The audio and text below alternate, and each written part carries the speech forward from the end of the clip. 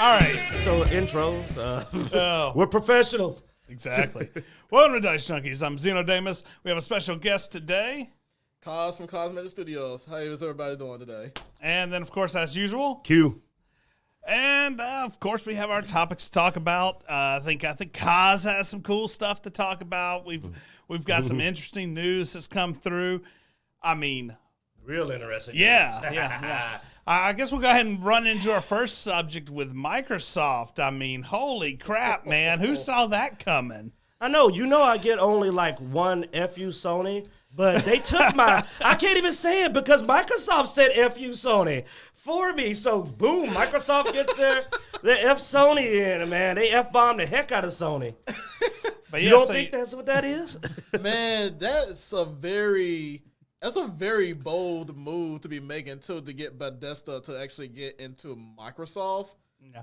I mean, $7.5 billion is a very bold move. I mean, Right. This I now noticed they wanted Epic. They could have bought it because they like look at Sony thinking they big, man. We put like $200 million in the Epic. I'm like, man, Microsoft like, man, that's pocket change, bitch. Like you the dude throwing dollars at the club. I'm throwing out hundreds.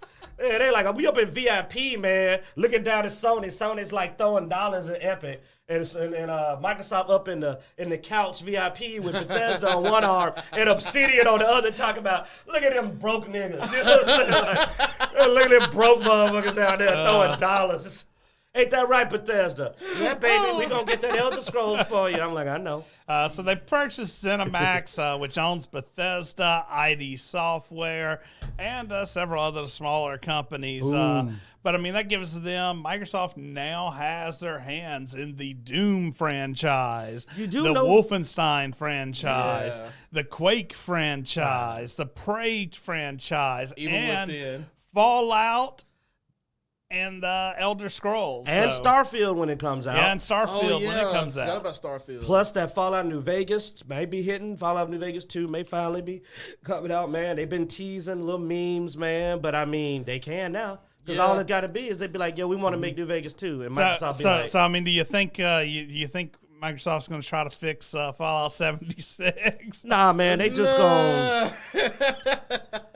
I highly doubt that will happen, but if anything, they're probably just gonna go ahead and like release a new Fallout, and just completely scratch that one from the board. No, they might. Pull they that might microphone a little servers. closer to you, cuz. Pull it forward. They might pull some servers out because the biggest problem with Fallout Vault 76 is that you can't have your own server. And if they said, hey y'all, go ahead and put some servers up for people so they can mod their own 76.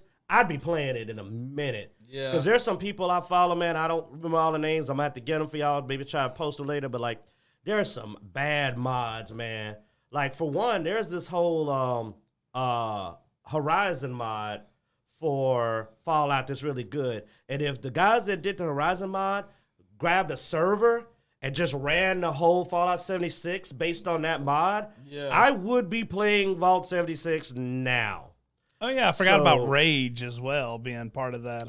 Rage 2 wasn't bad. It's on the Game Pass. So, I mean, but this is a power move because if Sony F's at them too much, then Microsoft said they're not really planning on starving them for games and trying to pull that. But they can.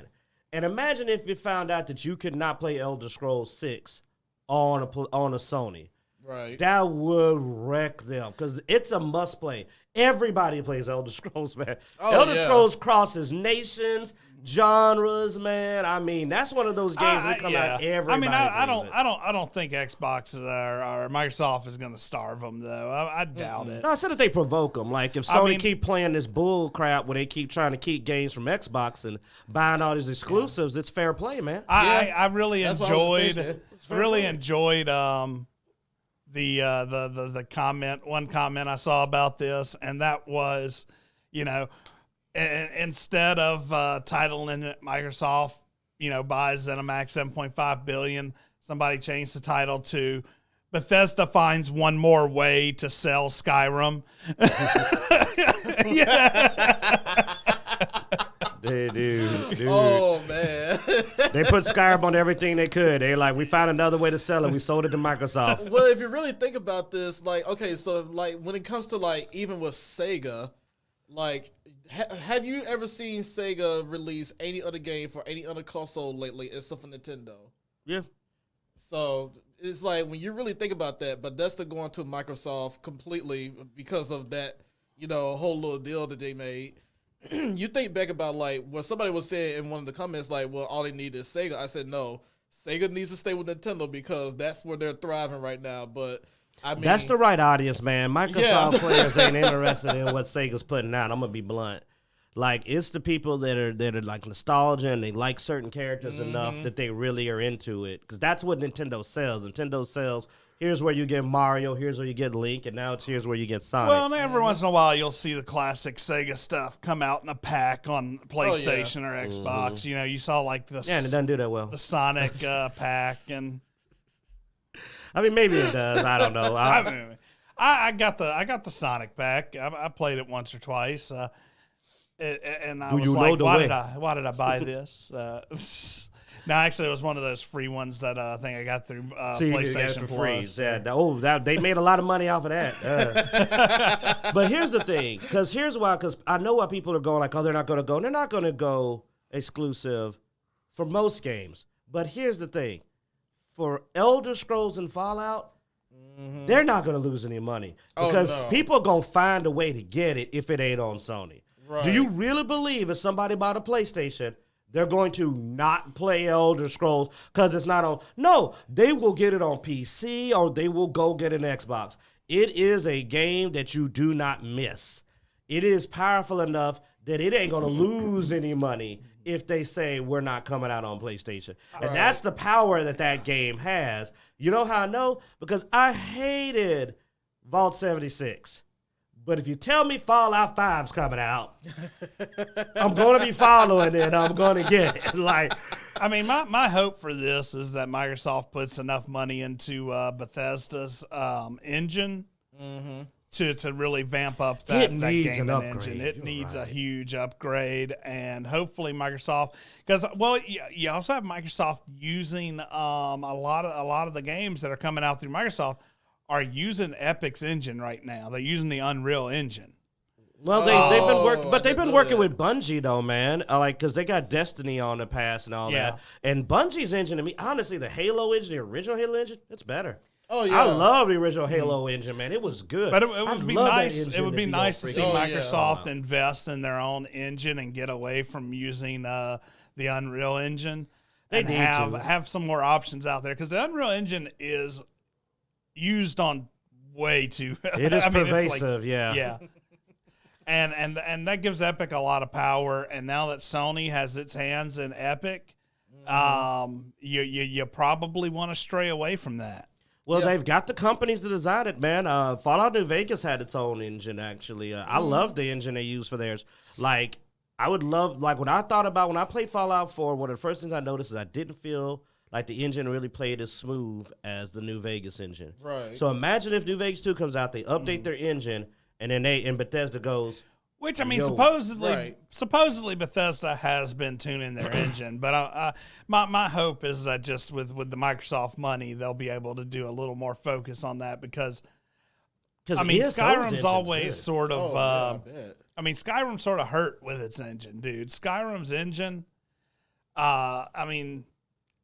It lost a lot of features that you had in earlier Elder Scrolls games that I would love to see come back. That extra customizability, I mean, the spell customization of like Morrowind and even Oblivion beat. I wasn't wild with the combat engine either. Yeah, it felt really slow. But here's the thing. Here's the thing difference between Bethesda and Xbox though. Dude, all Xbox has to do, if you're listening, guys, man, really take me up on this. You want to make the world's best Elder Scrolls game? Go to the frigging Nexus. Yes. Look up those guys. Yes. Hire those modders. They have taken the Elder Scrolls Skyrim game and Fallout and made them so amazingly good that I do not understand how these guys have not been picked up. I would slap my damn staff. I'd be like, you ain't had...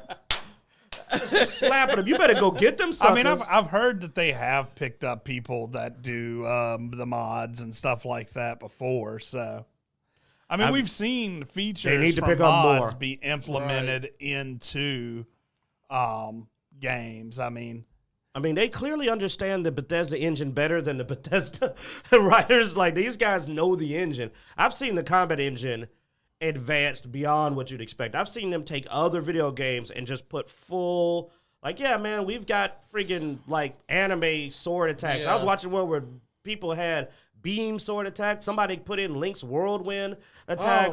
These guys are good. These guys are good. They don't have to reinvent the wheel. The wheel has been reinvented on Nexus mods. Go pay these people. Don't try to steal from them. Don't be a bitch. Pay them. They don't want that much.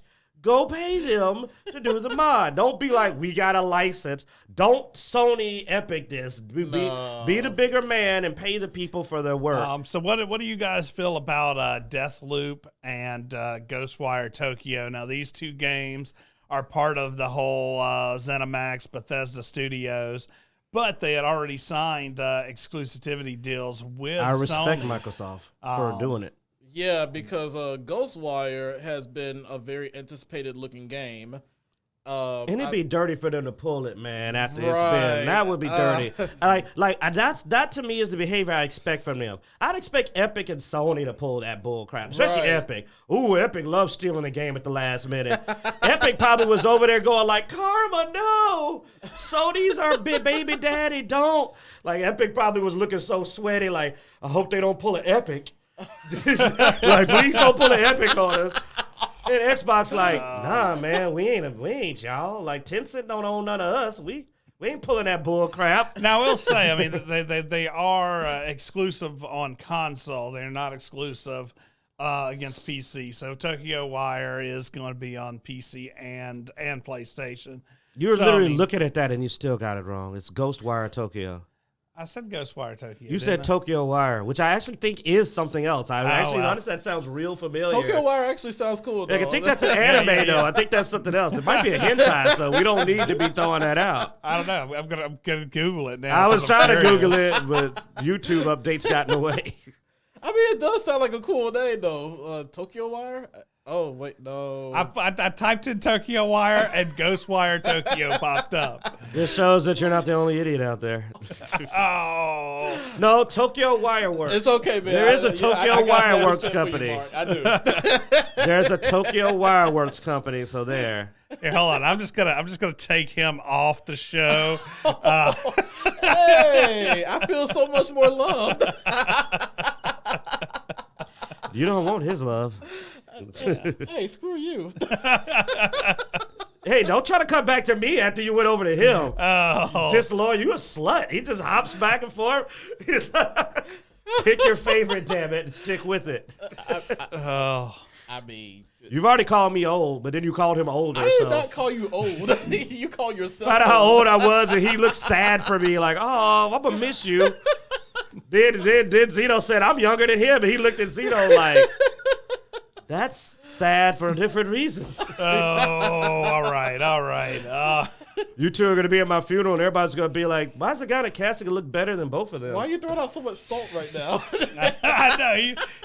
Hey, I can't eat the salt. My blood pressure. I'm an old man, apparently. That's y'all young bucks. Dun, dun, dun. Salty. Dun, dun, dun, dun, dun. Oh, you salty boy.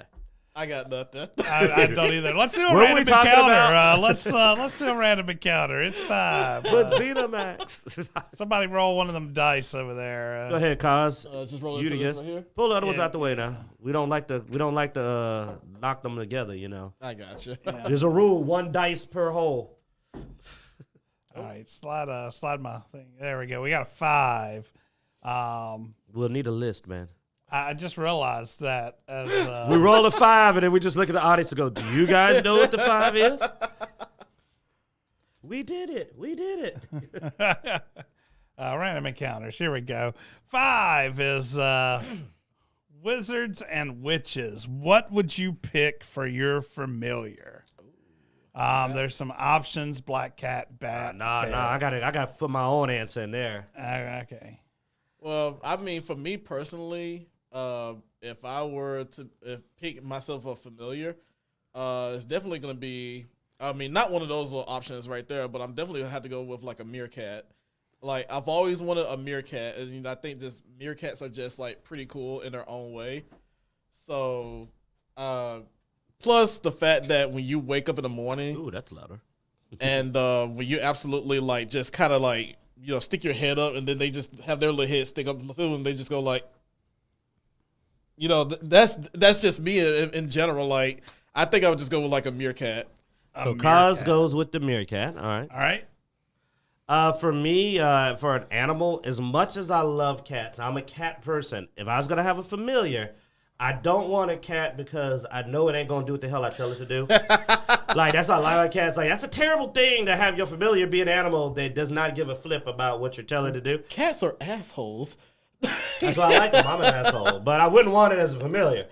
Now, I would take it as an animal companion, but not I would want a raven. I've always liked ravens. And I would love to have a raven for a familiar. I like the theme. I like the style of it. I like that it can fly. I teach it to say nevermore to people while they're trying to sleep so they go crazy. I mean, there's just some uses for it. But I'd want a flying familiar. And if I didn't go with a bat, I would go with a raven. If I had to go off that list, it'd be a bat. Otherwise, it would be a raven. I like ravens. That's actually not a bad thing to have. But I literally wouldn't even be able to trust my own cat familiar. I mean, cats, you couldn't trust it, man. Oh, yeah, I'd probably go with. I always like the concept of a bat, just because, like you said, flight for a familiar to me is always a very important thing. Echolocation. You got echolocation with bats. You've got some neat. They can just hang upside down if you want them to spy on something. Give your enemies rabies. It's got a lot of advantages, man. I mean, the bat's good. Well, bats are really small, too. They can fit in a lot of little holes and stuff like that. I mean, it's similar. You're getting, like, the benefits of, like, a mouse and a raven, because you have flight, plus you also have that ability to sort of get in those tight spaces. Yeah. So, yeah. Hey, we all got our own little familiars. Yeah, so there you go. All right. That was actually a pretty good question. I like that one. Let's see. Meerkat. Use something else, I tell you. Hey. Hakuna Matata, huh? Yeah, Hakuna Matata indeed. Next, we have WandaVision. This one's a shocker. I did not think anything in Phase 4 would catch my interest. I'll be honest. I was not looking forward to WandaVision. I was back and forth on it. I was like, could be, but probably not. It's gonna suck. But I watched this trailer and I'm like, I'm sort of want to watch WandaVision. Yeah, man. It looks really good. I was actually very interested that she was getting her own show. That was the first thing. So, I mean, the fact that, she does have her own show, and then now that you guys actually showed me the trailer, yeah, it's definitely going to be a big mind trip to just see what's going to go on in it. And then plus the fact that the Vision is there. And is he? Well, that's the thing. Like, that's why this trailer's good. It's like, is he? Even she looked at him and went like, "You're dead." What the? Right, because it's like when you see that in that trailer. Because I didn't want to say that, but now that you mentioned it, when you see that in the trailer, it's like, this is a nightmare. That's what that is. So I like the way you look like. Why the hell am I here? Like, he's looking like, right. Am I dead? So it's like you were mentioning like some kind of Twilight kind of thing, Twilight Zone kind of thing. And, to me, this would be like her battling, wanting him to still be alive, but she's trying to face reality that he's gone. Like, she's trying to face that reality.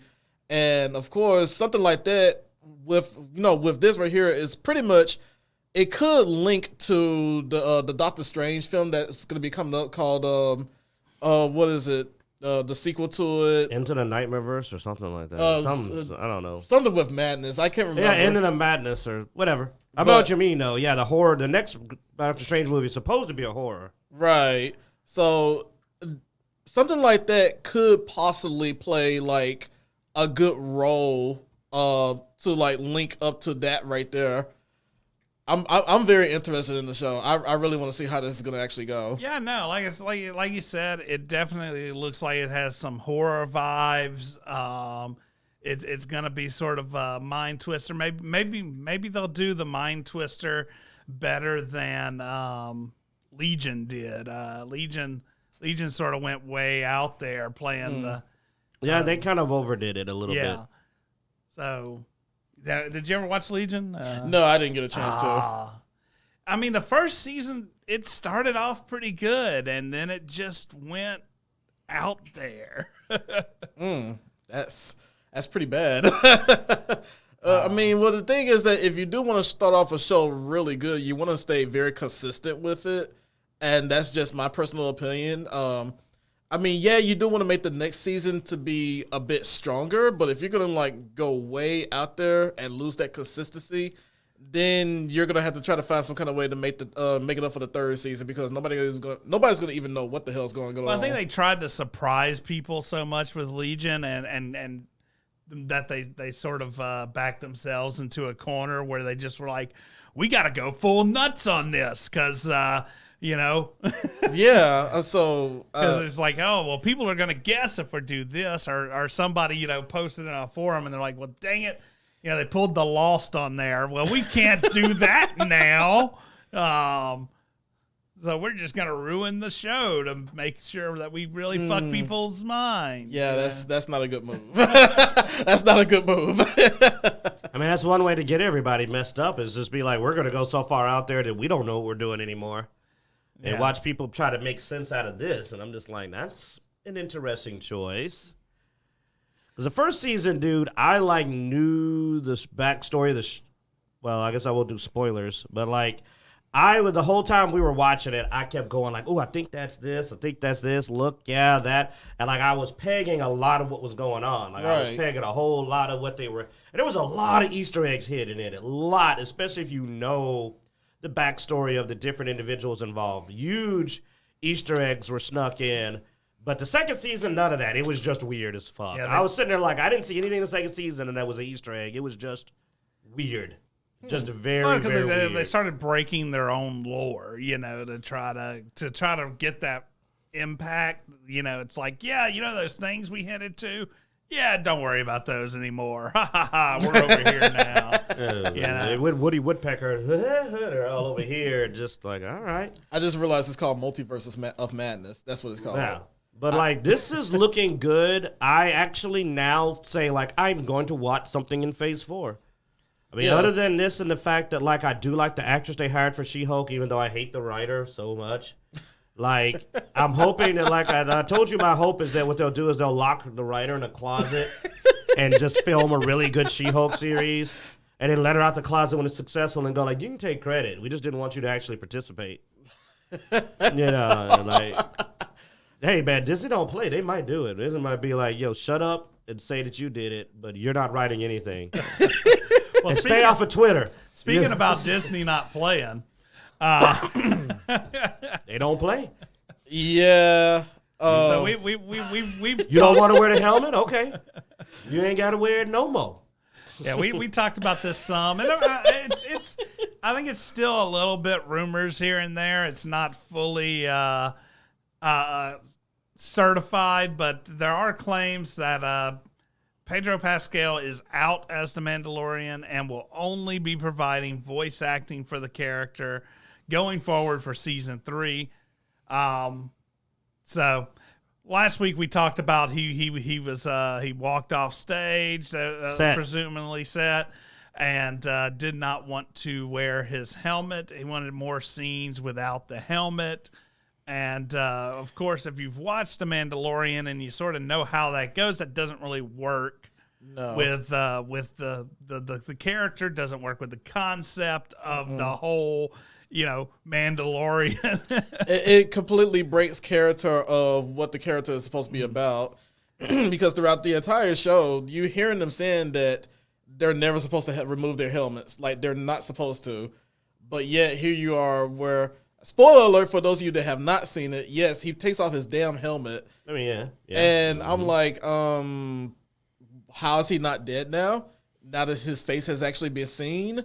They come up with a trick for why they can show it on camera, but it wasn't necessary. And honestly, he don't look that damn good. It did nothing for me. Why would you want him to look good in the first place? I mean, he act like if he take his mask off, it's gonna change everything. Like you're gonna be like, oh, and it's just like, no, Pedro, nobody cares. Yeah. Right. But you know what? They did the best slap in the face. Oh, hold on, because I'm gonna finish this up with what they did to him. This is beautiful. What you got, Zeno? Hurry up. You holding me up. Oh, no. Okay. I thought you were going to finish what you were saying. That's what I thought. It's what he said, but I'll continue with what I was going to say then. Oh, wait. I mean, they did show his face, but I mean, and we talked about this last week. I mean, what did he expect to happen? Like, everybody knew Pedro Pascal was behind the helmet. Like, everybody knew that he was there. And so by going and doing this, I mean, he honestly hurt his reputation more than he helped his reputation, you know, because if he would have let the character continue on and people would have gone, you know, oh, look, Pedro, he wasn't one of those whiny bitches that had to take off his mask like Spider-Man, you know. You can't see my face. Oh, come on. We all know. It wasn't not this Spider-Man. I think it was the previous Spider-Man. Yeah. Where he constantly was taking off his mask throughout the entire movie. And it was just like... I was just waiting for him to come back and Aunt May was strung up by her toes. I was just waiting on that. It was like, how'd they find her? Like, he was all over the damn place. Like he's in the subway and he took off his mask. What the hell? You know, but yeah, no. I mean, I think if he would have had just the good character and just let it ride, he would have gotten. I mean, it's Star Wars, man. Mm-hmm. You're fucking famous. Like, there's no questions there. Shut up like, and cast that shit. Yeah, exactly. You do a good job, and people are enjoying the series. People know. Like, you're going to get invited places. You're geeks around the world are going to want your signature. You know, you're going to be invited to cons, as soon as COVID stops. There's a thing called genre. Mark is hitting everything right on the nail. I know. If he stuck with this, man. No, I'm just agreeing with you. If he is stuck with this, like, you really made a very good point. If he'd have stuck with this, he could have been the next action hero. Yeah, that everybody wants their movies to be like, dude, the guy from the Mandalorian's going to be on this? But now everybody's just going to remember him like that's that dude that kept whining about wearing a mask. Here's the great thing about him being a voice actor now, though. Remember how many episodes the Mandalorian said, like, 3 words? Like, he ain't making no money. The man doesn't talk that much. like he has the least amount of lines of any character ever. I don't know. He's up there with Conan, man. Conan has very few lines. Yeah. I mean, but it's like when you get to everybody else, it's like complete dialogue of like everything else. Like complete paragraph. But when you get to this one character, it's like, want some soup? And that's it. Yeah. That's it. There's nothing else.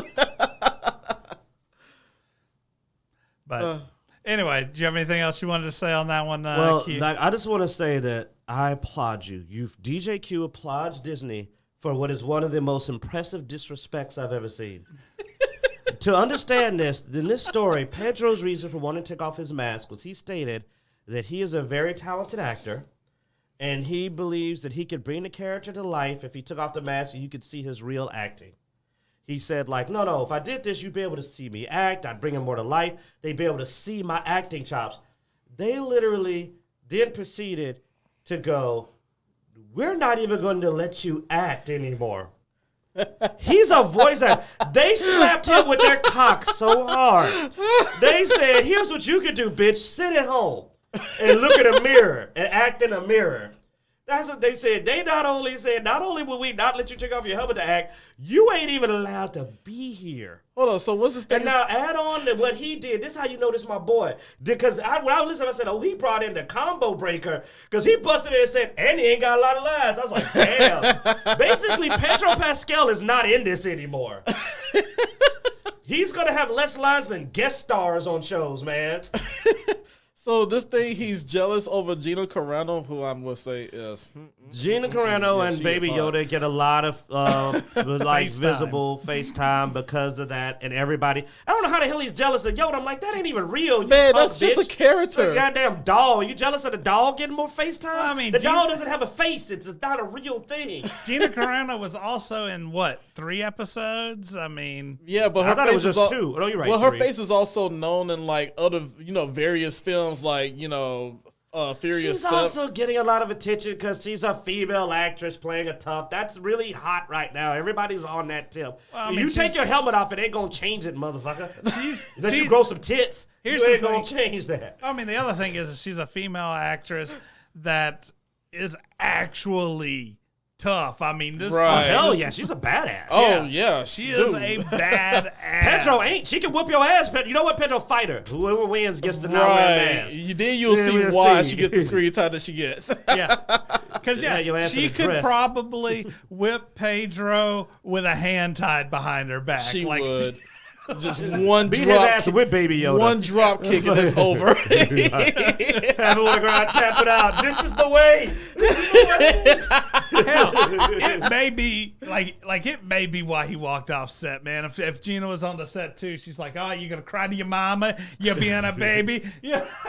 Because you know she can talk smack. Take your mask off. I'll break your nose. I mean, this was a professional MMA fighter. Yeah. So I mean.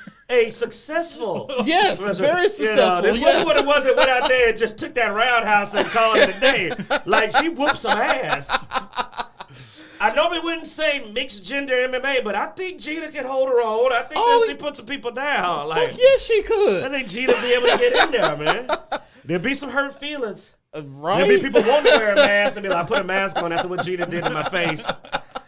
No, but I mean, dude, Gina's got a fan base because she's got a fan base because she already had fans, motherfucker, before this. Right. Because she was whooping people's asses. She's got an MMA fan base. Mm-hmm. She's got a female fan base. And she's got guys like us who are fans of action stars who can actually whip your ass. Oh, you know I like Dwayne Rock Johnson? He is a cool, charismatic guy. His movies suck. But I love Dwayne Rock Johnson because when he beats an ass, I don't feel like it's bullshit. No. I feel when I see him pick a grown man up, I know that The Rock can pick a grown man up. Exactly. And put him down.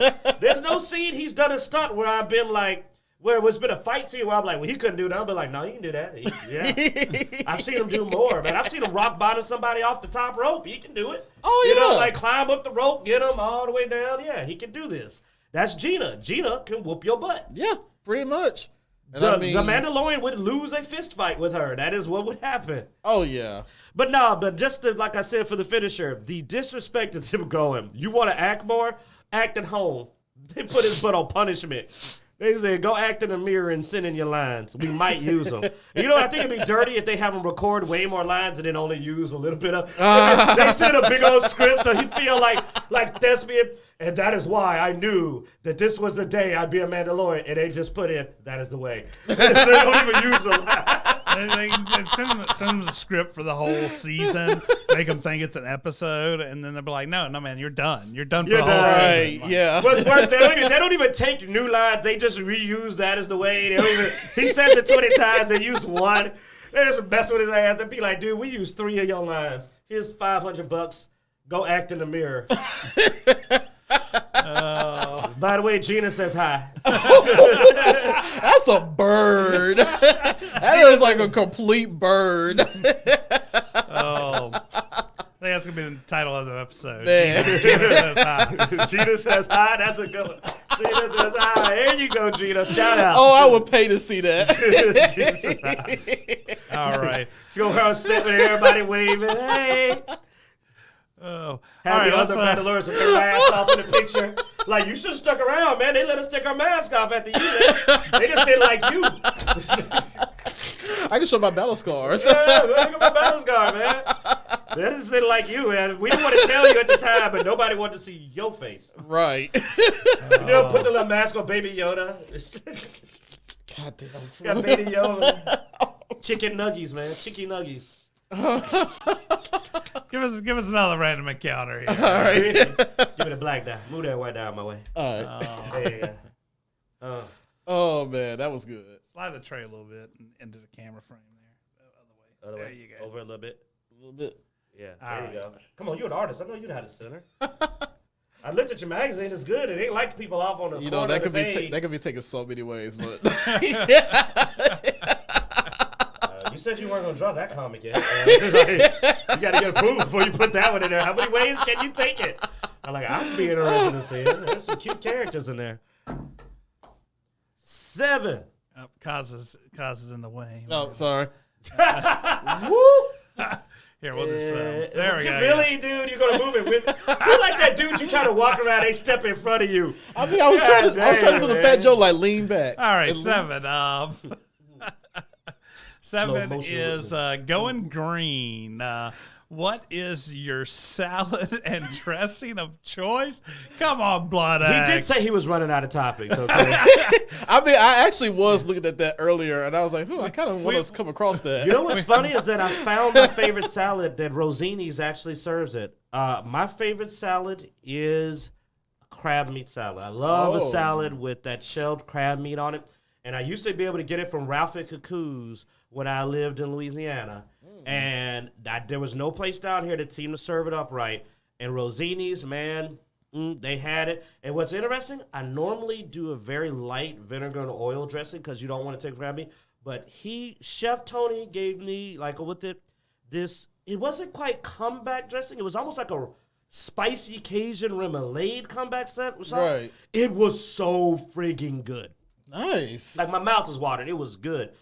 Man, so I was like, okay, this is my new favorite dressing to go with a crab meat salad. Yeah. So weirdly enough, relevant to something that happened like a few days ago, I found my favorite salad. I found a new favorite dressing for that salad. That's so, boom. awesome. Yeah, maybe he just prescient. He foresaw and knew that this would come up. By the way, if you want to send us topics, you can message Dicejunkies on Twitter or Facebook or all those wonderful places, and give us some new topics for Random Encounters. Yeah. Anyway, what's your favorite salad, man? And your favorite topic? I just get a regular green salad He with doesn't even like tomatoes, man. with like some ranch. No cucumber, no tomato, like carrots, cheese, bacon. I was actually thinking about bacon, so I'm kind of glad he said lettuce, that. You know.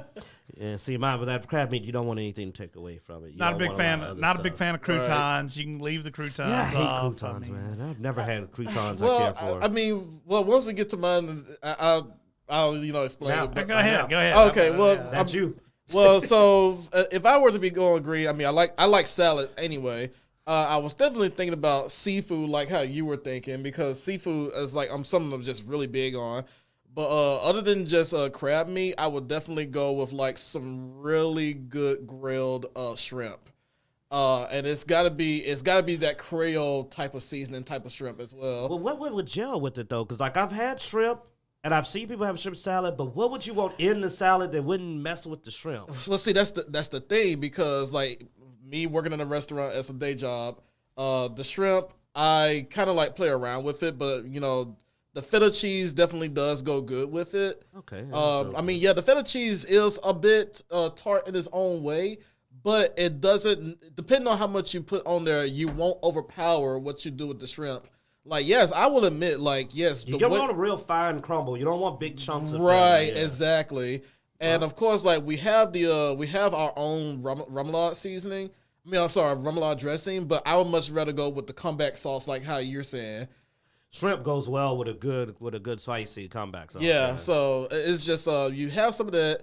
You don't want to put too much bacon in there because the shrimp is already gonna have like the seasoning as it is. So I would say just be careful with that. But also, now if you want to do some kind of croutons, I hate to say it because you do have like some big ass chunks out there, and people have theirs like this big, and I'm like, oh fuck no.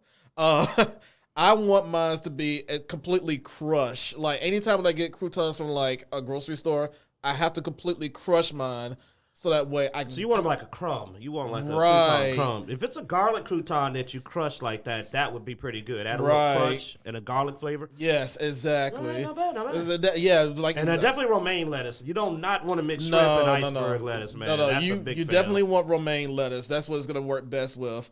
But yeah, I think that would be like my perfect salad to actually have. Not bad. Yeah, Cajun shrimp. That's way more on salad than I ever thought I'd hear. Hey, I mean, I'm a bit of a chef at home, I'm an foodie now. Like, I know my food. I'm a bit of a chef at home, man. I can't help it. No. Y'all hear that, ladies? Kaz says that he'll do the cooking. I mean, women have been salivating over the food that I've been posting on Facebook. So hey, there you go.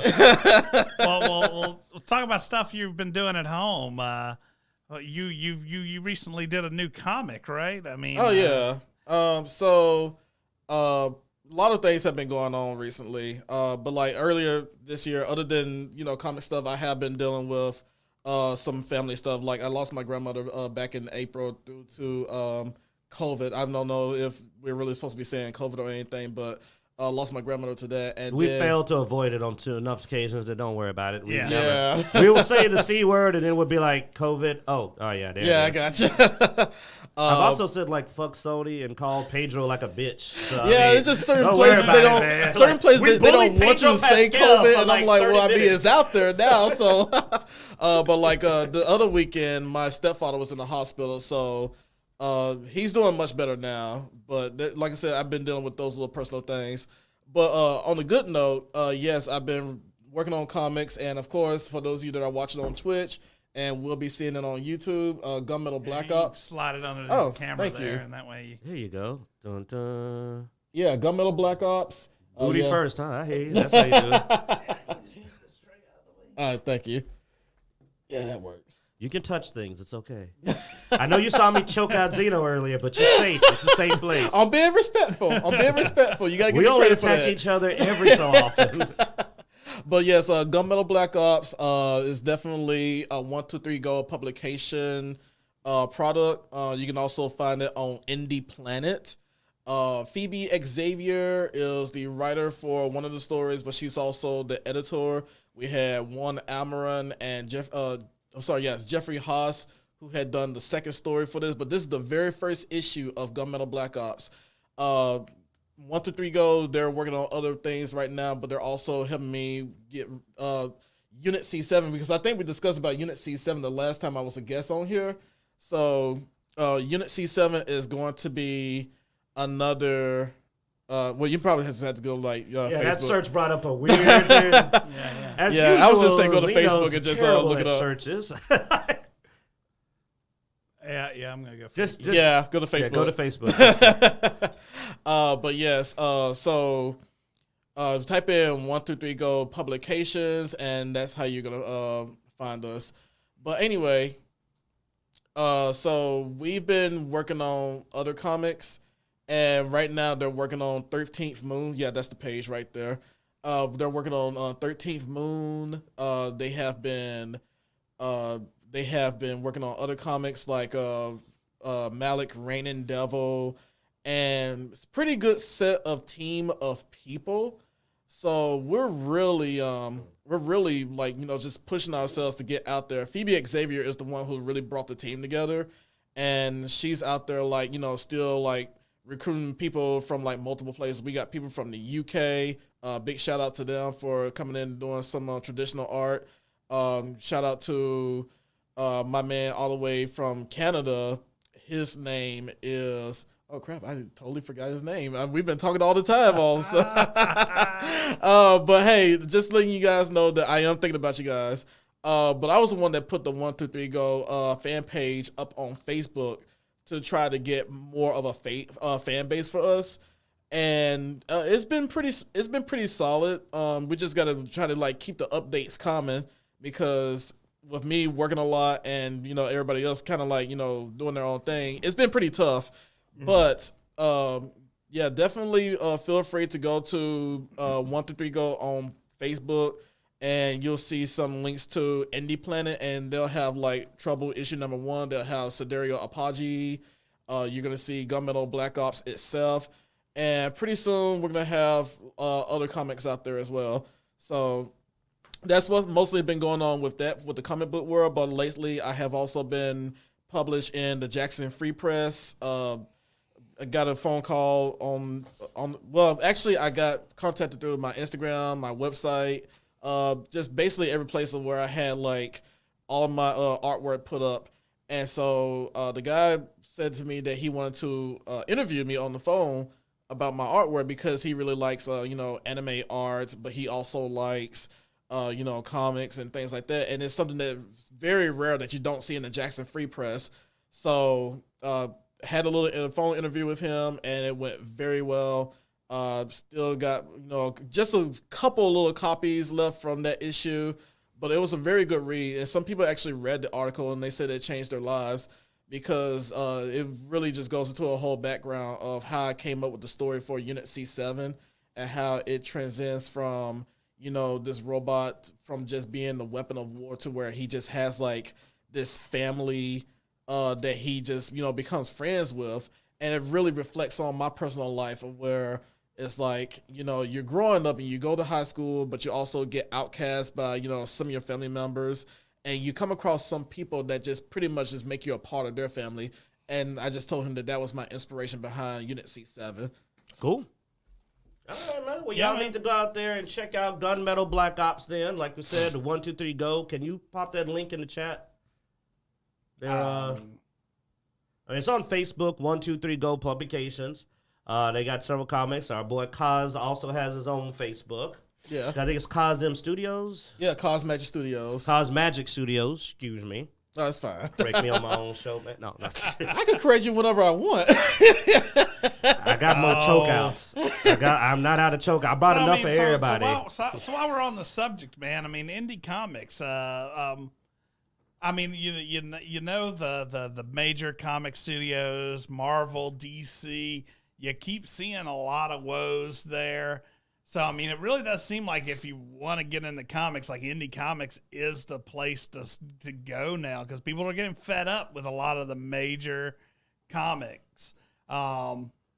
Because, they've been around for a long time. They start changing stuff. People get mad. But, if you go in indie, then people get to find the stuff that they want, as it's being created. So I think it's really cool to see a lot of these indie studios coming up for comics and stuff like that. Mm-hmm. I'm starting to see more and more of them pop up. So it's awesome to see you involved in one. Thank you. And have that opportunity. Yeah, and that's something I definitely want to add to that. Like, we may not be like, tip-top, notch artists like what you see in, DC, Marvel, or Image and all. It's more of the fact that we want to try to get our story out there too. And the fact that, some of them may not actually be the best stories. Some of them could just be like, something that doesn't make any sense. And it will still draw like an audience because it's all about, like you were saying, what people are absolutely looking for. And it's been incredible because of the fact that, to get approached and be asked to work on comics with them. And the fact that I actually got Gunmetal Black Ops underneath my belt, and pretty soon, like maybe 4 more comics that I've actually worked on because I did provide like some extra illustration just to be displayed in some pages. That really says a lot right there. And just having my work on some of the merchandise that they have, like the little pins and stickers. So we may be small, but just absolutely getting our work out there and just to be seen. That's more than gold, because it's like I was saying in my my motto before for Cosmic Studios: imagine the possibilities and embrace them. And I stand true to that little statement that I made right there. Man, everybody started right there. That's where you started. And me and Zeno, we usually combo attack something, and he's right about it, that the main studios, man, are just trash. Indie comics, I was glad that when you saw that you had that Kablam publisher, because like Diamond, man, I'm so disappointed in companies. But I'm going to tell y'all, you want to know the reason why I'm definitely into the indie scene too now, and that's where I want to go, is that I didn't want to tell nobody, but I had a traumatic experience. I sat through a reading of Gotham High. Why? Why did you do that? I didn't think it could be as bad as I thought it could be. I mean, it was the worst thing I've ever experienced. It was like nails on chalkboard. It's the worst comic I think's ever been written.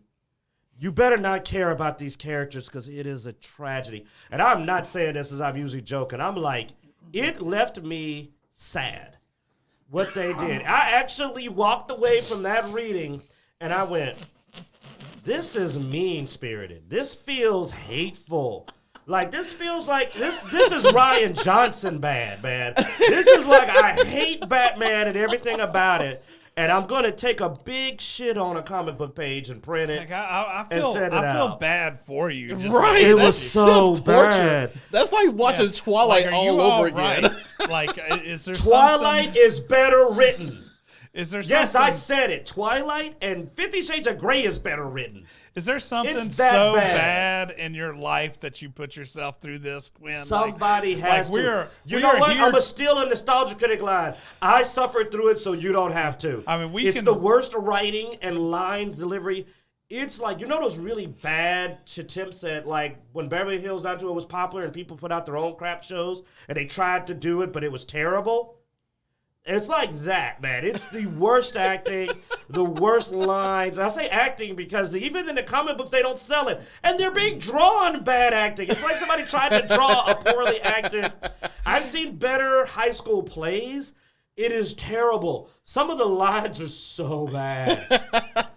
Oh, my God. Like, it's an insult to Crazy Rich Asians because she also tried to knock out Crazy Rich Asians, and I'm like, you're a racist. And I know she's Asian, but she's a racist because what she did was racist to Crazy Rich Asians.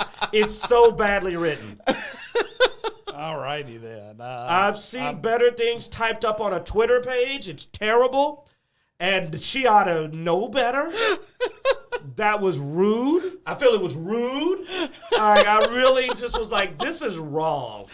Well, let's end the show on a high note. Monkey with a typewriter, man. They should have went with a monkey with a typewriter. Tekken 7, man. We love Tekken 7. We enjoy playing it. They've got the new Season Pass 4 coming up soon, and they have released some information on that. This, if you're watching the video, we have a picture here of Kunamitsu, which is going to be one of the new characters coming in the DLC. So yeah, he's here to steal Yoshimitsu's sword. Yeah, no, that sounds dirty. Yeah. Oh, yeah. If you go to YouTube, there's a video for it where she woke up on the ground. She beats the crap out of Yoshimitsu. Did they immediately put at the end of the trailer, this is not canon. She did not beat Yoshimitsu. Yeah. That was funny. Even at the trailer, this is just for promotional purposes. This is not canon. I didn't think that was funny. That they immediately look right there. They immediately put a disclaimer. This is not what happened, people. Yeah, that she does not even appear in the story mode. She's imaginary. No. She's like WandaVision. You imagine the whole thing. It was that one dream that you should have not had. Yoshimitsu wakes up in a bar like on a side. What? Kunamitsu had a kid? Oh no, I made that up. Okay. Well, when you play Tekken, Yoshimitsu will still have his sword. Yes, he will still have it. No bad touch, man. But I'm definitely very excited to see Kunamitsu really make a return. Her daughter. Yeah, that's what I was just about to say that at least her daughter or whatever. But just the character in general, because I remember playing that character in Tekken 2. Like, a lot of people don't even know that she was in Tekken 2, and then she ended up in Tekken Tag Tournament, the first one. So I tried to play her, but her kunai was not. I mean, she didn't. I needed a sword. She didn't have, the necessity moveset like Yoshimitsu, but to see that the character is making a return in Tekken 7, I'm very intrigued on seeing what new movesets the character herself is going to have. So I'm really looking forward to that. But it's like I knew it was the character Kunamitsu when they first teased her at the end of the whole trailer where they were talking about. I thought it was going to be Taki. I thought they were following that other crossover. They were like, y'all got Yoshimitsu, we want Taki. Okay. And then at the end, after watching the gameplay, it's Taki. Okay. It's just Taki, man. It's just Taki with the Kunamitsu. Man, look, Taki can stay in Soul Calibur. Dude, she's got the knife throw. It's Taki. Like, I know that Zeno, when he was watching it, was even going like, I know that combo. I do that combo. Like, it's cocky, man. But anyway. They ought to put Siegfried in there and break the whole game. They put Siegfried in Nightmare and Tekken, and that's over. That'd be a game over for real. Or they could just put Anna in Soul Calibur. Who? How do you not know who Anna is? I know. It's just that, no, man. She's got a rocket launcher. Don't be silly. Yes, of course she has to. You know what? Moving on. Moving on. Anyway. So, like I said, I'm definitely interested in seeing what new moveset she's going to have. Well, everybody's going to have a new moveset when she gets there. Oh, yeah. I got to go we check out my boy Label Long and all, too, so. I hope they put Label Long back the way it used to be, man. He did not play right when he came out. That hurt my feelings. I used to play a lot of Label Long. Well, the thing is that Wei is supposed to be, like, this trickster type of character.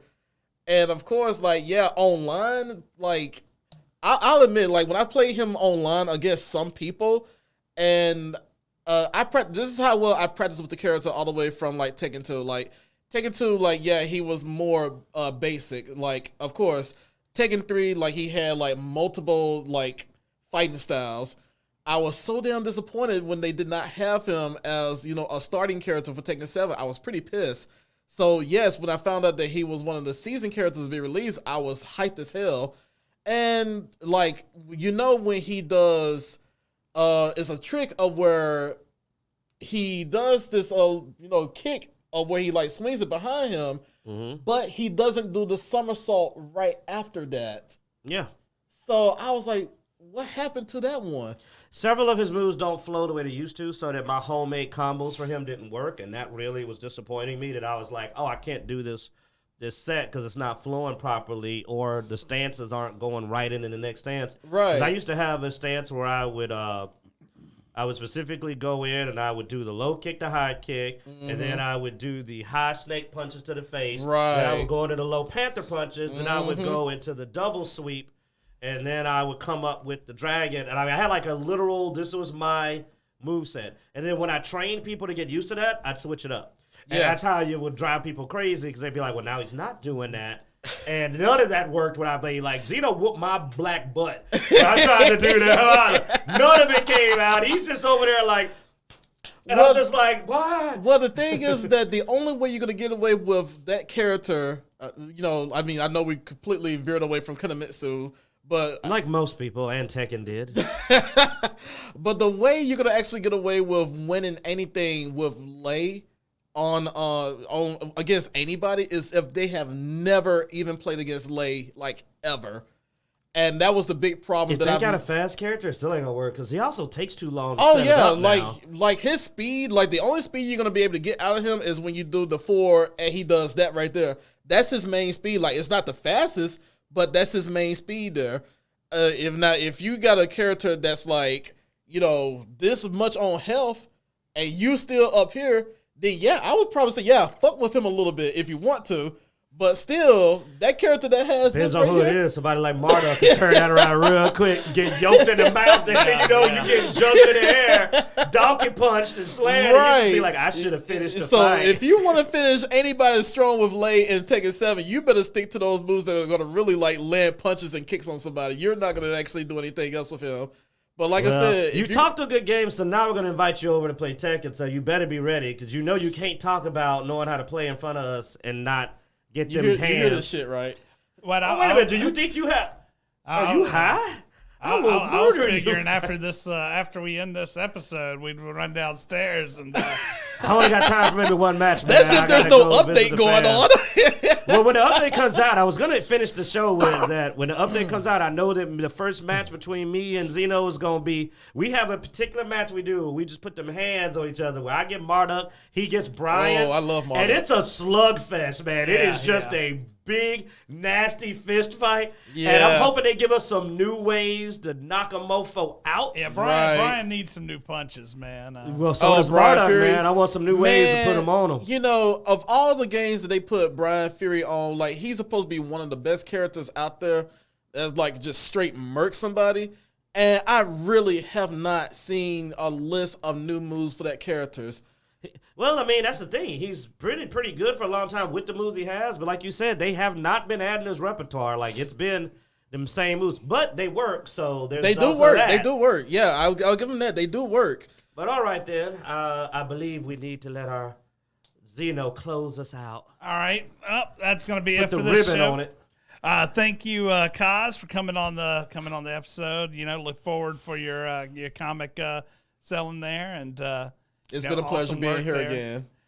Man, always. You are always welcome. Trust me. Like we have a relatively open door policy here. You're getting full of yourself. We'll almost let a homeless person come in here and be on the show. Don't worry, man. We already had cars on back then.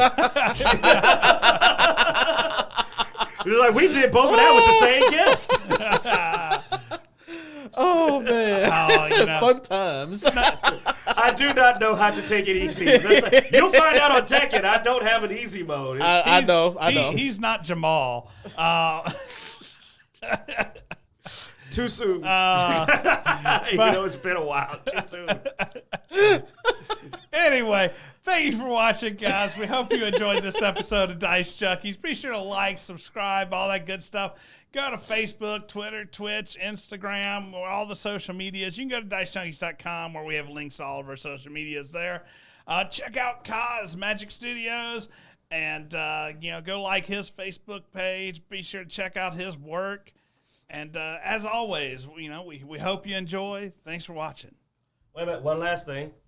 You know what that last one is? New meme needs to be Kajina and Baby Yoda sitting around drinking a little mug of Pedro tears. That needs to be a new meme. All right, guys. Thanks for watching.